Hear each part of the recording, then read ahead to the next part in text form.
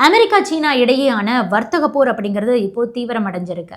சீனாவிலிருந்து அமெரிக்காவுக்குள்ள இறக்குமதி செய்யப்படக்கூடிய பொருட்கள் மீது 10% வரிய ட்ரம்ப் விதிச்சிருக்காரு. இதுக்கு பதிலடி கொடுக்கக்கூடிய விதமா சீனாவுடைய நிதி அமைச்சகம் என்ன பண்ணிருக்காங்கன்னா, அமெரிக்காவுக்கே ஷாக் கொடுத்திருக்காங்க. அதன்படி சீனாவுக்குள்ள வரக்கூடிய அமெரிக்காவுடைய நிலக்கரி, LNG ஆகியவற்றின் மீது 15% கூடுதல் இறக்குமதி வரி, கச்சா எண்ணெய், விவசாய உபகரணங்கள், சில வெஹிக்கல்ஸ் இது மீது 10% கூடுதல் வரிய அமெரிக்க பொருட்கள் மீது சீனா விதிச்சிருக்காங்க. அது போக கூகுளையும் விசாரணைக்கு உட்படுத்தியிருக்காங்க. கூகுளுடைய சேவைகள் சீனாவில் தடை செய்யப்பட்டிருக்கு அப்படின்னாலும் கூட அங்க இருக்கக்கூடிய சில உள்ளூர் நிறுவனங்களோடு அவங்க சேர்ந்து சில சேவைகளை அங்கு வழங்கிக்கிட்டு இருக்காங்க.